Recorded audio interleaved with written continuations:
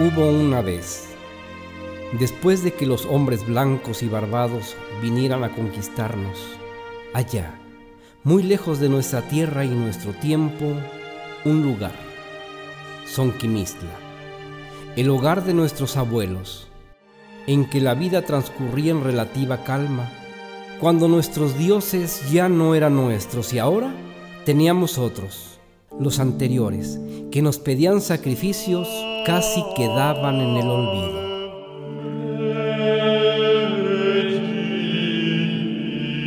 Los traídos por los nobles misioneros hablaban de amor, de armonía, pero también de otros pecados que no debíamos cometer. Esa nueva forma de vivir, en cordialidad, tranquilidad y paz social, no era cosa que al maligno le conviniera, y para deshacer esa estabilidad, se valió de la debilidad humana, despertando el deseo malsano del comisionado de la danza de los Santiagos hacia una mujer adueñada. El comisionado le habló de amores, tratando de conquistarla. La mujer, bajo los subterfugios del maligno, sucumbió a esos irresistibles deseos. Acordaron de verse, ya caída la noche, en la complicidad de las sombras, en un lugar apartado, lejos de ojos y oídos inconvenientes. Es por todo sabido que la libido actúa sobre el cerebro y en muchos casos afecta la capacidad de raciocinio de las personas. Eso sucedió con nuestros enamorados. El amartelado amante se adelantó a la cita, pensando en los placeres que le aguardaban, precisamente lo que el maligno esperaba, y valiéndose de la chocani, esa nocturna, plañidera y mitológica figura que deambula por los ríos clamando ayes de dolor e implorando por sus hijos, hizo su aparición en el lugar acordado. La temperatura de esa cálida zona avivó el frenesí.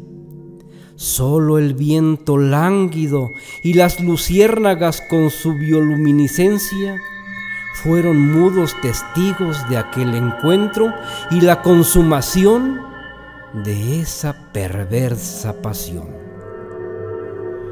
La mujer verdadera, en arreglarse para la cita, llegó tarde y no encontrando a nadie se regresó, ahogando el desdén del que creía había sido objeto en su enojo y decepción. Nadie oyó, nadie vio, nadie supo nada. La vida discurría de manera normal, pero al cabo de algún tiempo, el comisionado de la danza poco a poco se iba consumiendo, adquiriendo un color tan deslúcido solo comparado con los tonos mortuorios de los difuntos y los espectros del inframundo. Algo sorprendente cambió los derroteros de Zonquimistla. Los auxiliares del comisionado también compartían el inesperado infortunio. Este suceso no tenía una lógica razón de ser. Entre el miedo y la ignorancia fue interpretado como una maldición. Poco a poco los pobladores de esta área fueron resintiendo los embates de la inexplicable malaventuranza. Dicen los inmemoriales adagios que a grandes males, grandes remedios. Los afectados de esta terrible maldición se reunieron en consejo para analizar y tomar la mejor solución, resultando de esas disertaciones la necesidad de abandonar el lugar de su querencia para no sucumbir todos a esa terrible amenaza. Es así como 16 personas deciden poner tierra de por medio, toman la venerada imagen del santo varón de Asís Señor San Francisco y las reliquias de la danza de los Santiagos, caballito, máscara, cajita y flauta, entre otras, se incorporan a los caminos reales que conducían a la antigua capital mexica. Andando por sinuosos y agrestes caminos, siempre ascendiendo hacia lugares fríos, que los aliviaran del sofocante calor que hacía hervir el interior de sus maltrechos cuerpos. Estragos que se hacían más graves e insoportables por el efecto de la canícula. Paso a paso, por abruptas veredas, cargando con sus pocas o nulas pertenencias, mermados en salud y en espíritu, se les hacía más que difícil su peregrinar, pero una fuerza inexplicable fortalecía sus débiles cuerpos. Una esperanza prometedora avivaba sus corazones, la fuerza y el milagro de la fe. Su caminar se hacía más penoso, porque en todo el camino el acompasado sonido de los palitos al percutir sobre el atirantado cuero crudo de la cajita y, eventualmente, el lánguido silbido de la flauta conformaban un ensamble nostálgico y lastimero que los acompañaba en su lacerante peregrinar. Ese conjunto de sonidos se metía por sus oídos y taladraba el cerebro de cada uno de esos penitentes viajeros, recordándoles a cada instante el amargo éxodo que estaban viviendo en carne propia, comparado quizá con aquel sufrido por Moisés y su pueblo saliendo de Egipto. Delante del grupo en peregrinación iba alguna mujer, con el popochcajit, alimentando sus brasas con algunas varitas o cortezas secas que encontraban en el camino, y ofrendar ese humo purificador emanado de la resina de liquidámbar para alejar las malas vibras o malaires del camino. Además, ir creando un ambiente propiciatorio y las oraciones se elevaran como rogación y veneración a la imagen de San Francisco que, acomodado en una improvisada estera, era transportado en la espalda de los hombres que se rotaban el privilegio y manda de llevarlo a cuestas. Previo a esta partida, otro grupo de personas, también preocupadas por la situación, salieron con rumbo opuesto, en busca de una imagen muy milagrosa por aquella región, Santo Entierro, a una población llamada Joloapan, ya en el actual estado de Veracruz, para pedir el favor y milagro de aliviar los padecimientos de sus hermanos de Sonquimistla. Los representantes y custodios de la imagen accedieron a la petición de llevarla hasta el pueblo vecino, pero al llegar se encuentran con la noticia de que los enfermos del contagio o maldición ya habían partido por la madrugada. Era tanto el amor a sus hermanos y la fe que le tenían al santo milagroso que salieron detrás de ellos para tratar de alcanzarlos en el camino. Apretando el paso, al caer la tarde se les emparejaron después de 16 leguas de tortuoso andar, llegando a las inmediaciones de lo que hoy es la cabecera municipal de Atempan, Puebla, en una pequeña elevación donde actualmente se encuentra el santuario de Nuestro Señor Santo Entierro del Calvario, a la vera del Camino Real, en la ruta entre el Golfo y el centro de lo que fuera el virreinato de la Nueva España. Acuerdan realizar los rituales correspondientes a la petición del milagro de sanación. Disponen de todo.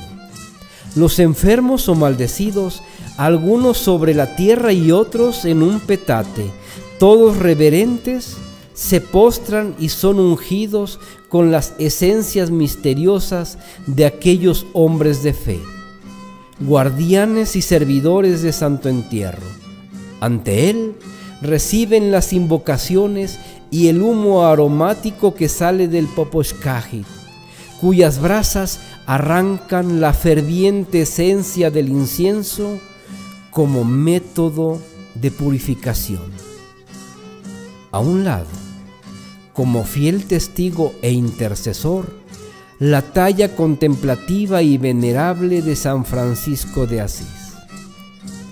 Después de realizado todo este ritual, comparten a manera de infusión cocimientos de hierbas traídas desde tierra caliente para mitigar el hambre y el cansancio. Ya es tarde. El sol ha descendido en el poniente y les obliga a pernoctar ahí. Pasan la noche. Nadie duerme. Cada uno invoca de manera individual, en susurros algunos y otros en una silente oración, porque se obre el milagro del alivio en los enfermos o la liberación de condenación por el agravio cometido. Amanece. Todos se preparan para seguir su camino. En el fuego de su improvisado campamento calientan su humilde itacate y después de tomar un frugal alimento deciden seguir su peregrinar en pos de una señal.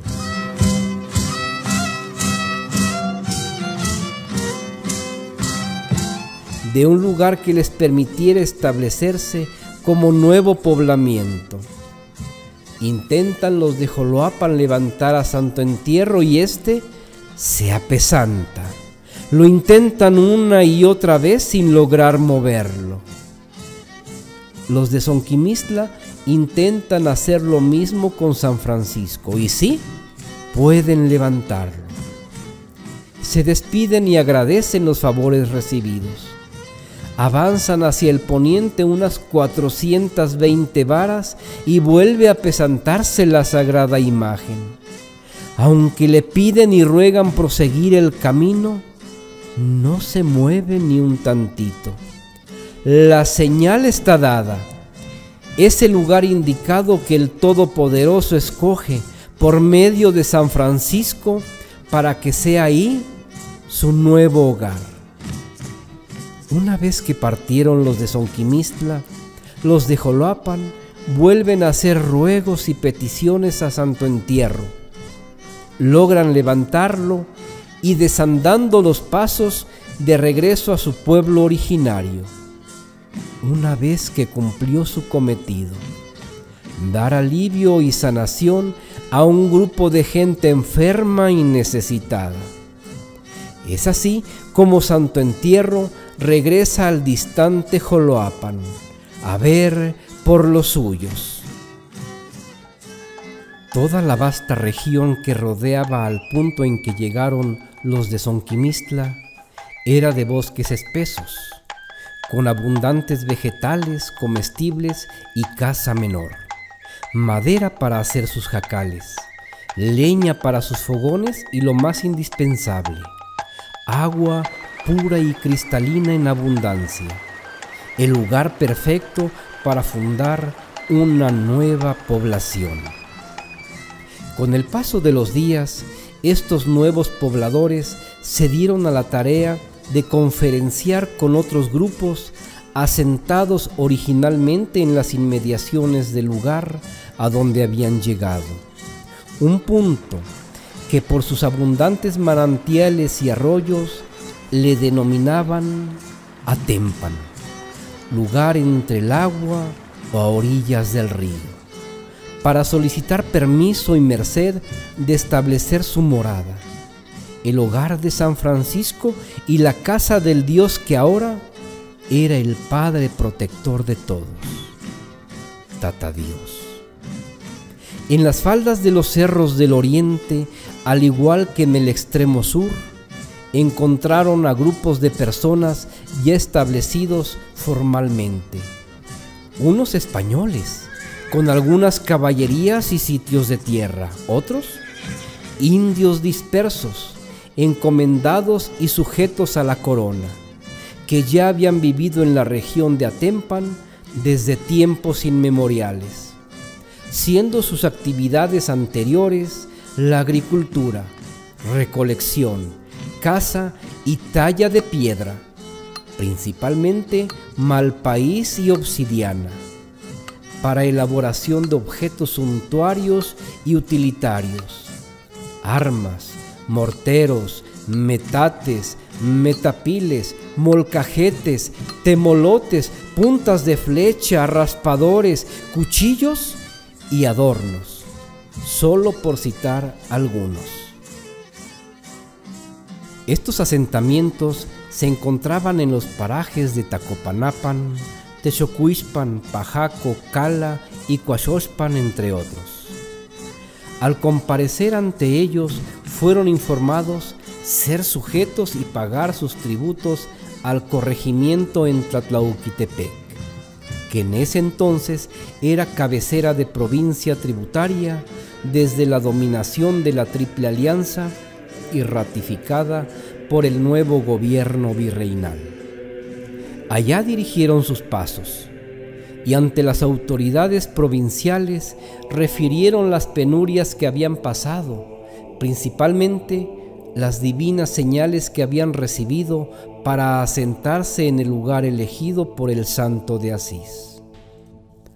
Las autoridades de Tlatlauquitepec les escucharon con toda atención y, como hombres de fe, representantes y propiciadores de la religión católica, les creyeron y les preguntaron de dónde venían y en dónde se encontraba ese paraje al que habían llegado.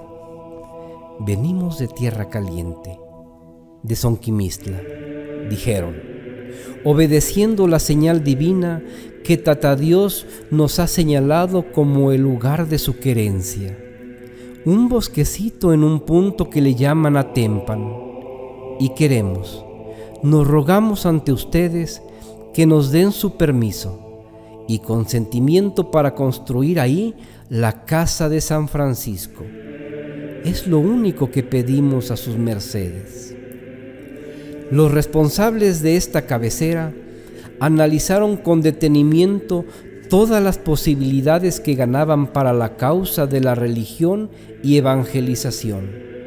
Al otorgar permiso y tierras, después de parlamentar entre ellos, respondieron con talante argumento y resolución.